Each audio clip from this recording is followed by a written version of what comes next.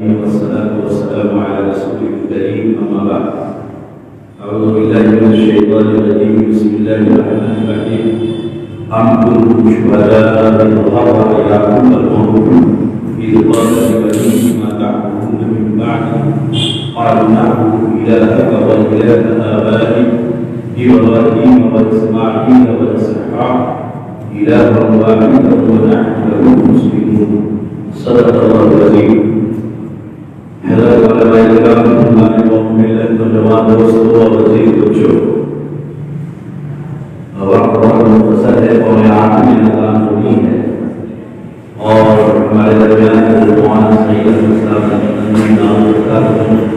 پیرانا ساتھی اور افراد اور آثار رسول تشریف لائے ہیں.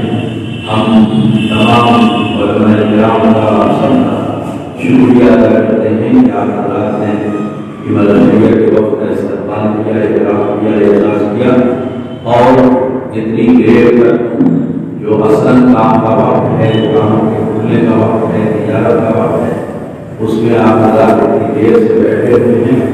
تو میں آپ تمام حضرات کا شکریہ ادا کرتا ہوں اور اللہ تعالیٰ سے دعا کرتا ہوں کہ ہم سب کے دل بیٹھنے کو اللہ قبول فرمائے.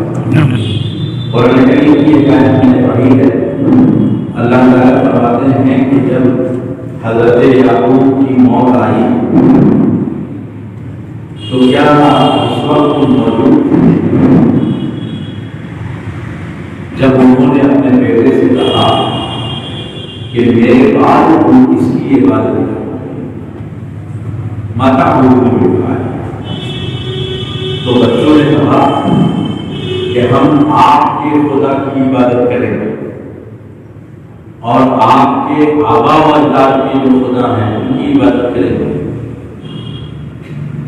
اور پھر مزید کہا کہ ابراہیم، اسماعیل اور اسحاق کے جو خدا ہیں ان کی عبادت کریں گے.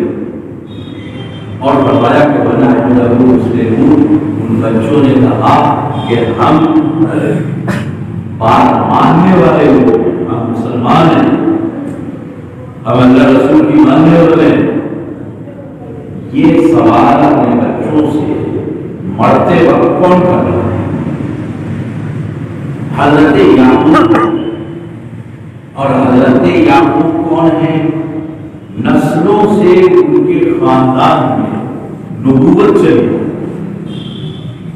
حضرت ابراہیم اس خاندان میں، حضرت اسماعیل اس خاندان میں، حضرت اسحاق اس خاندان میں، یعنی اتنے سارے نبی اس خاندان میں آئے اور خود نبی ان کو اس بات کی فکر ہے کہ میرے بعد تم کس کی عبادت کرو.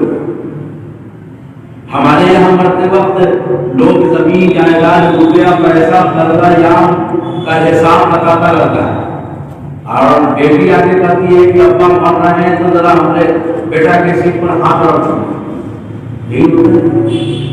کسی کو یہ فکر نہیں ہوتی ہے کہ میں مر رہا ہوں، میرے بعد یہ بچے جو ہیں، یہ نئی نسل کے جو لوگ ہیں، آنے والی جو نسل ہوگی وہ کیا دین پر قائم رہے گی یا نہیں.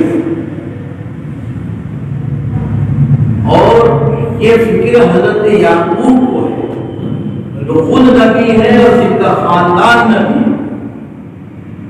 اور ہم لوگ تو کسی درجے میں، تو ہم لوگوں کو ان سے زیادہ فکر مندی ہونی چاہیے کہ میرے بعد میرا بیٹا کس کی عبادت کرے گا، کدھر چلا جائے.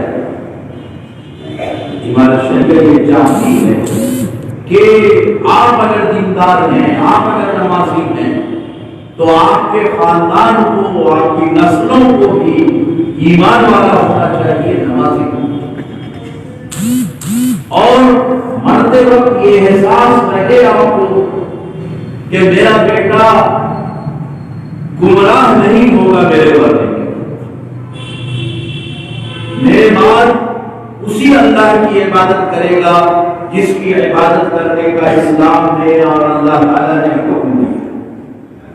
یہ یقین اگر مرتے وقت آپ کے اندر ہے تو آپ سمجھ لیجیے کہ آپ دنیا سے کامیاب جا رہے ہیں.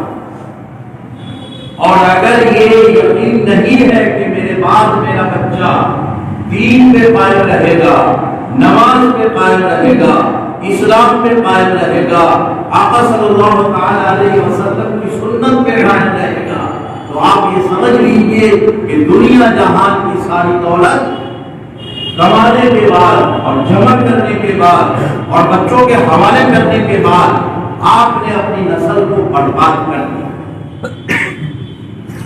بس میرے بھائی خوب اچھی طرح اس بات کو سمجھ لیجیے کہ نئی نسلوں کے دین کی حفاظت اس وقت سب سے بڑا کام ہے۔ مارکیٹ میں مختلف قسم کے لوگ دین و ایمان کا سودا کرنے کے لیے تیار بیٹھے۔ اگر آپ نے اپنے بچوں کی حفاظت نہیں کی، ان کی دینی تربیت کا نظم نہیں کیا، ان کو بنیادی دینی تعلیم سے آغاز نہیں کیا، تو آپ کی زندگی ناکام ہوگی۔ یہ مر جائیے گا تو آپ کو غسل بھی دینے کی پوزیشن میں نہیں، آپ کو کفن دینے کی پوزیشن میں نہیں ہوں، آپ کا جنازہ پڑھنے کی پوزیشن میں نہیں ہوں گے۔ یہ کتنی بڑی محرومی کی بات ہے۔ پوری زندگی آپ اس بیٹے کے لیے اور اس بچے کے لیے کام کرتے رہے، پوری زندگی آپ اس کی فکر میں لگے رہے، وہ بعد میں پورا ہو گیا اور آپ کے کسی کام کا باقی نہیں۔ بس میرے بھائی نئی نسل کی حفاظت کا نظم کیجیے اور بنیادی دینی تعلیم سے ان کو آراستہ کیجیے، ان کے ایمان و عقائد کی فکر کیجیے، اور مرتے وقت جب آپ کی آنکھ بند ہو تو آپ کو یقین ہو کہ میں اس اللہ کی عبادت کر رہا تھا اور جس رسول کی سنت پہ عمل کر رہا تھا، میرا بیٹا بھی میرے بعد اسی راستے پر قائم رہے گا، گمراہ نہیں۔